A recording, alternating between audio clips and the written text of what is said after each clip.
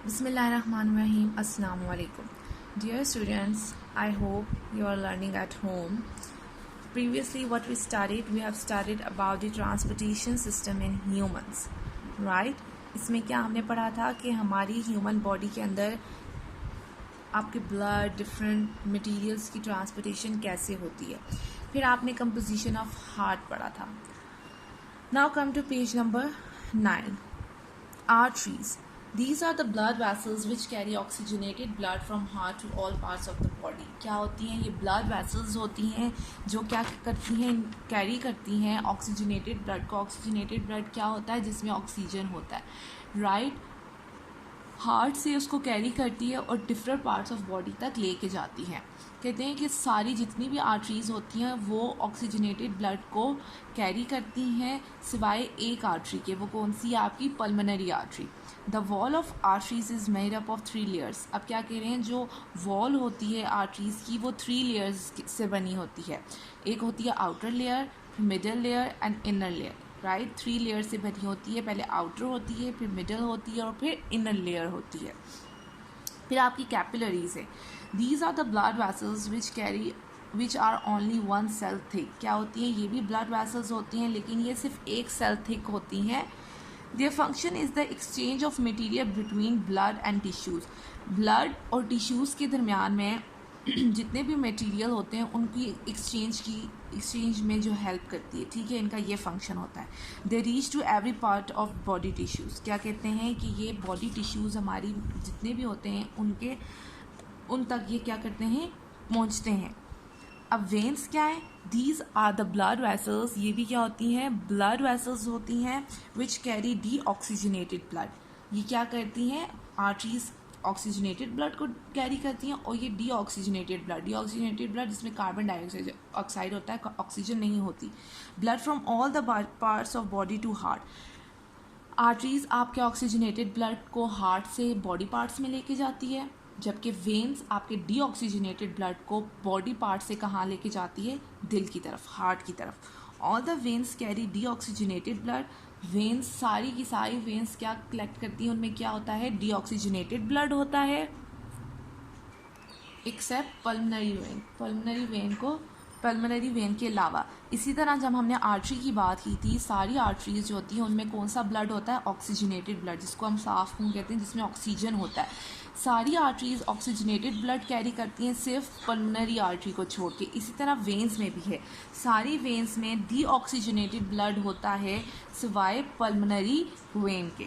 The wall of veins has same 3 layers. इसी तरह जैसा हमने आर्टरीज में पढ़ा कि उसकी 3 लेयर्स होती है, इसी तरह वेन्स की भी क्या होती हैं? 3 लेयर्स होती हैं which are present in arteries, but the middle layer in veins is relatively thin.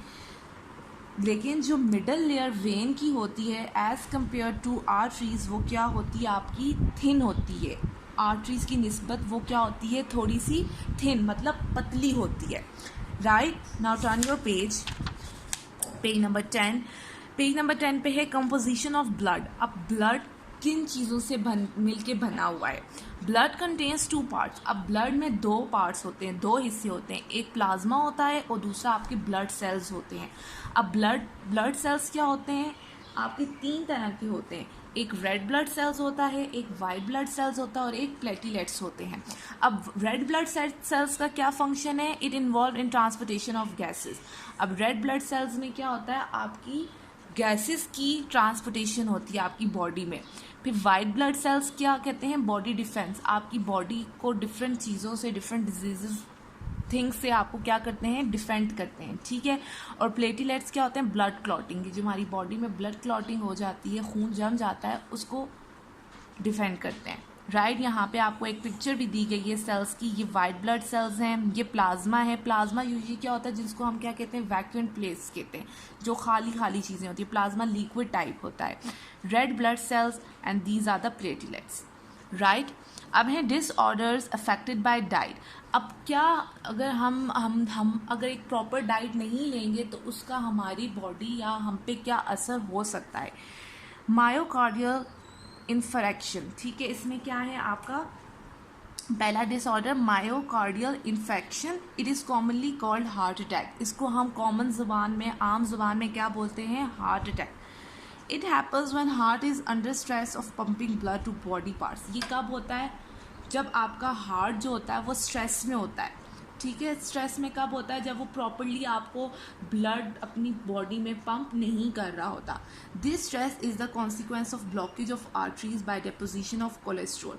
और ये स्ट्रेस किस तरह होता है कि आपकी आर्टरीज ब्लॉक हो जाती हैं, ठीक है, आपकी आर्टरीज जम जाती हैं। किस तरह? By deposition of cholesterol. हमारी डाइट हम कुछ खाने ऐसे खा लेते हैं जिसमें कोई चीज़ होती है बहुत ज़्यादा होती है, ठीक है। अब कुछ खाने हम ऐसे खा लेते हैं जिसमें कोलेस्ट्रॉल जो होता है वो बहुत ज़्यादा होता है। अब जब हम वो वाला खाना मुसलसल खा रहे हैं और हमारा कोलेस्ट्रॉल लेवल जो है वो बढ़ रहा है, उसकी वजह से क्या होता है, आपकी जो आर्टरीज होती हैं वो क्या कर जाती हैं, ब्लॉक कर जाती हैं, जिसकी वजह से फिर क्या होता है कि हार्ट जो होता है आपका स्ट्रेस लेता है इन पंपिंग ब्लड, ठीक है, जिसकी वजह से फिर क्या होता है, heart attack. Avoiding cholesterol in food can be helpful in preventing this condition. अब आप इस कंडीशन को, इस डिज़ीज़ को कैसे प्रिवेंट कर सकते हैं, कैसे बच सकते हैं इससे? जो हम फूड खाते हैं हम एहतियात करें कि उसमें ज़्यादा लेवल का कोलेस्ट्रॉल शामिल ना हो। फिर सेकंड क्या है आपका disorder, hypertension. This condition is also called high blood pressure. Hypertension को और क्या कहा जाता है, हाई ब्लड प्रेशर।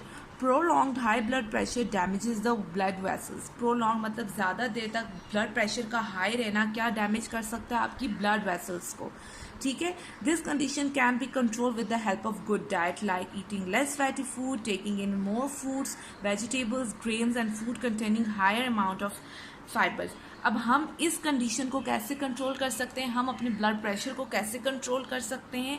अच्छी खुराक खाने से, गुड डाइट, जिसका उसमें आप क्या क्या, गुड डाइट में क्या क्या आ सकता है, लेस फैटी फूड, उसमें फैट्स कम फैट्स वाला खाना खाएं, ज़्यादा फ्रूट्स खाएं, ज़्यादा वेजिटेबल्स खाएं, ग्रेन्स खाएं, और ऐसे खाने खाएं जिनमें क्या ज़्यादा मौजूद हो, फाइबर्स मौजूद हो। Right, class 7। This is all for today. Now what you have to do is, आपने पूरे फर्स्ट चैप्टर की एक दफ़ा थॉरो रीडिंग करनी है, क्योंकि नेक्स्ट डे अब हम एक्टिविटी नंबर 1 करेंगे जिसमें आपके MCQs हैं। जब MCQs हम इजीली तब सॉल्व कर सकते हैं जब हमारे माइंड में चीज़ें क्लियर हों। आप पूरे चैप्टर की दोबारा से रीडिंग करें। अगर आपको कोई भी क्वेश्चन हो आप मुझसे पूछ सकते हैं। Thank you.